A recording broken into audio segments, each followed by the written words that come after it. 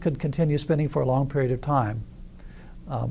If we made this a very large metallic disk, we could store a large amount of energy, rotational energy, in that disk, and we could keep that energy stored for a long period of time.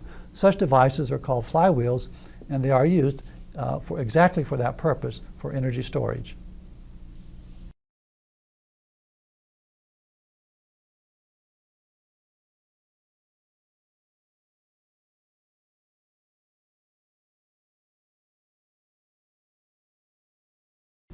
Here is an activity in which we'll examine static friction as a cause of circular motion.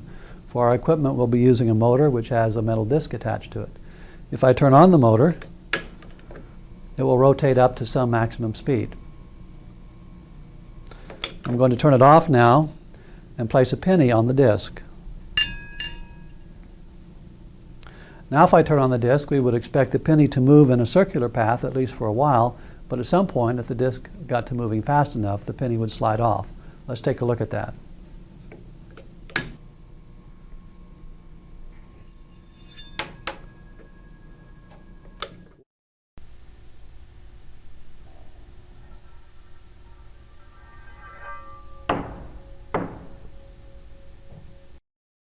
What determines how fast the disc has to be rotating before the penny slides off? Let's define some quantities first. The penny, which has mass m, is located a distance r from the center of the turntable. When the disc starts rotating, the penny moves at velocity v in a direction tangent to the circular path. By Newton's first law, the normal tendency of any object is to move in a straight line unless a net external force acts on the object.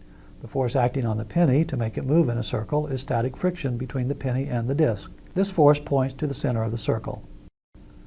The net horizontal force acting on the penny when it's moving at constant speed is just the static friction pointing to the center. By Newton's second law, the net force is the product of the mass and acceleration of the penny. The acceleration is a centripetal acceleration. It points toward the center of the circular path and has a magnitude equal to the square of the penny's speed divided by the radius of the path. As the disk speeds up, the penny's centripetal acceleration increases. A greater net force is required to keep the penny moving in a circle. The static friction increases to provide that force. The static friction cannot increase without limit. The limit is determined by the weight of the penny and the coefficient of static friction between the penny and the disk. When the limit is reached and exceeded, the friction force can no longer hold the penny in a circular path. This is when the penny slides. Actually, you could think of this as the disk sliding out from under the penny. Now here's a problem for you to do. Suppose I take 3 pennies, place them at different distances from the center. When I turn the motor, in what order will the pennies slide off? Or will they all slide off at the same time? The key to answering the question is to consider or to rank the pennies according to the amount of centripetal force required to hold them in circular motion at a radius r at a given frequency. Work on your answer, then submit it together with your explanation. After you've submitted it, you'll receive a link to a video clip to see what actually happens.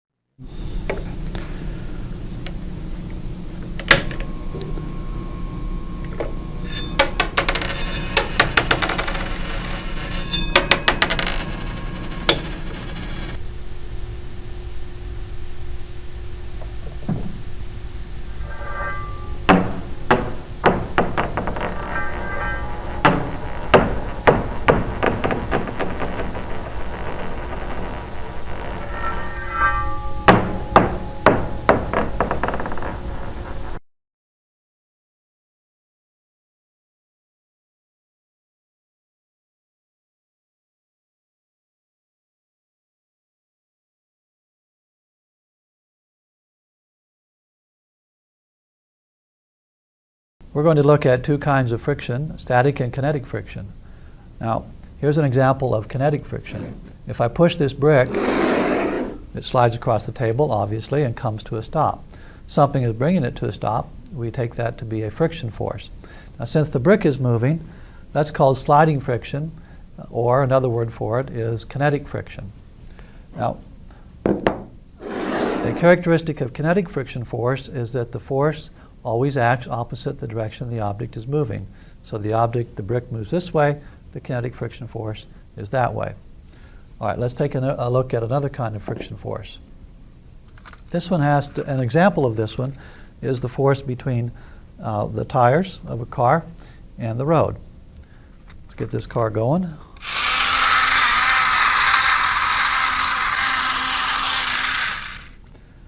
Now, the force that pushes the car along the road, forward along the road, is a friction force.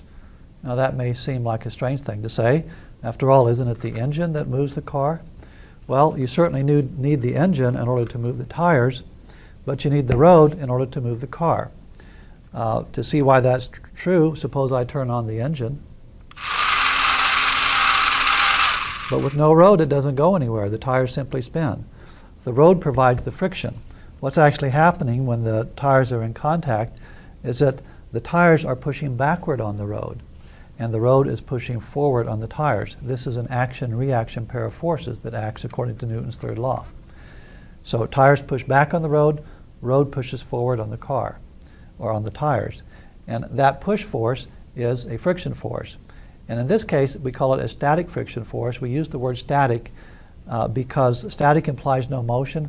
Now, it's not that the car isn't moving, it certainly is, but the wheels are not slipping along the roadbed, at least not in normal operation. Now, here's another example of static friction. Let me put an object on this brick. If I tilt the brick a little bit, the object stays there. Well, what keeps it there? It's a static friction force. There's no motion between the bar and the brick. Now, if I tilt it enough, the bar begins to move, and so the static friction force became a kinetic friction force at that particular point. One more example of static friction force has to do with the force required for us to walk. In order to walk across the floor has to push you forward. It's a static friction force. What's happening is that your shoes are pushing backward on the floor, and the floor is pushing forward on you. Again, if that seems strange, just imagine that there were no friction between you and the floor. Maybe it's an icy surface, or maybe you're walking on ball bearings. In that case, you simply slip and fall. You don't go anywhere. So you can try as hard as you want, but you're not going to move. So you've got to have that static friction force between your feet and the ground in order to move. So static friction is necessary for human locomotion, at least the kind that we normally do.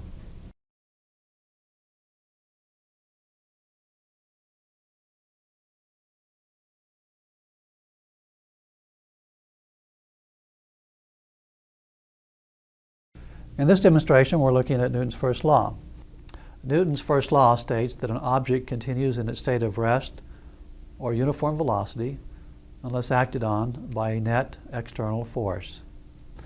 Now, this may seem counterintuitive to you. If I take a brick, I have to push on it to get it moving in the first place. So it would seem like its natural state of motion is to be at rest. Or once I get it started moving, it very quickly comes to a stop. So again, it seems like it's trying to remain at rest rather than in a state of constant velocity. But what we want to do today is look at this in terms of forces which are acting on it to either resist an increase in its velocity or to cause it to decrease in velocity. And that force, of course, we're talking about is friction. This brick has a lot of friction acting on it. Friction acts opposite the direction of motion. So if I push the brick and it moves this way, the friction of the table on the brick will act this way on it, and it actually serves as an unbalanced force which causes it to decrease velocity and eventually come to a stop. Let's do that one more time. So to show that friction really is the culprit in this case, what we need to do is reduce the friction and see what the results are. I can do that by using a cart with wheels on it and put the brick on the cart. Now when I give it a push, first of all, it was easier to get it started in the first place, but it also went further. Now it did slow down. Take another look at that. But not nearly as much or as quickly as it did when the brick was directly on the table. Now I can reduce the friction even more by using a cart that has special low friction wheels. And I'll put the brick on it. I'll have to put it sideways on this small cart. Give it a push. Doesn't take much of one. And it just seems to keep going with the velocity that I originally gave it. So here friction is almost zero, and the object continues once I push the object and it reaches a particular velocity, then it remains at that velocity or very nearly so, because I have removed the friction, which would be an unbalanced force acting on it this way. Okay. Let's extend our argument further as far as we can go. In front of me is an air track. It has a row of holes, actually 4 rows of holes along the track, and when I turn on the air supply, it will force the air out. And so this glider will ride on a cushion of air, much as a puck would ride on an air hockey table. Now without the air coming out, you can see that there's a lot of friction. If I give the glider a push, it very quickly comes to a stop. Now I'm going to turn the air on and we'll see what happens.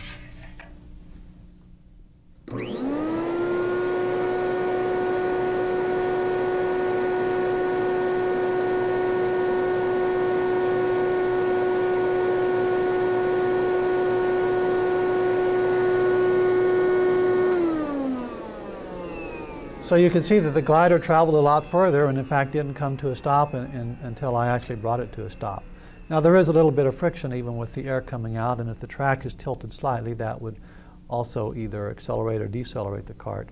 But I think you can see that by reducing the friction as much as possible, the cart continues its motion.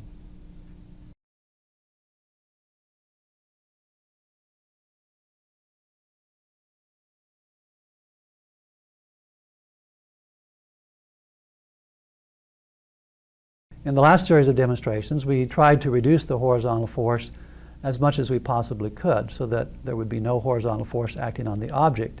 And in that particular case, it would continue to move at constant velocity. So what we did was make the friction smaller and smaller. In this case, we're going to look at a car, and cars generally have lots of friction. They have a lot of friction with the road. After all, they need that in order to keep moving. So for this particular car, we're going to arrange for it to move at a constant velocity simply by turning on the motor.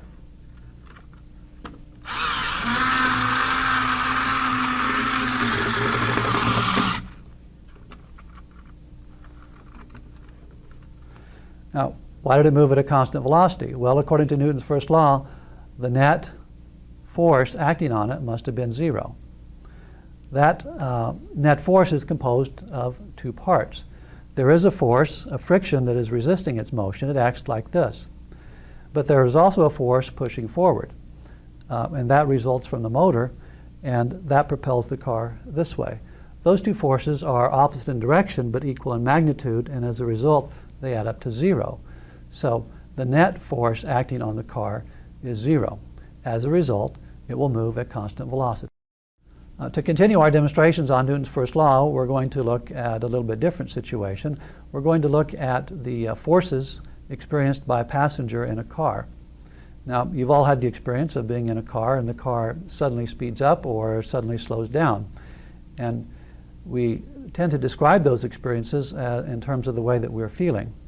But what we need to do is look at them from the point of view of a passenger on the ground. A passenger on the ground has what we call an inertial point of view.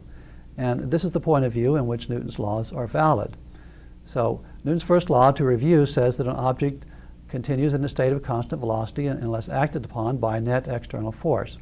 All right, let's apply this to a car. Now for a car, we're going to use this laboratory cart, and we need to have a windshield on it. And so we've got this plastic pie plate that's taped to the front of it. And we need a passenger, so we're going to use this troll. And we'll put the passenger right there. Now, first of all, we'll look at the situation where we apply a force on the cart to accelerate it. So we're going to push the cart this way to begin with. And we want to see what happens to the passenger. Now, I'm going to go ahead and demonstrate this once, and then we're going to talk about it.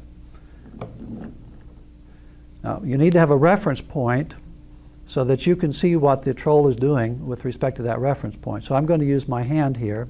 Again, remember, I'm an observer standing on the ground. Okay, I'm an inertial observer.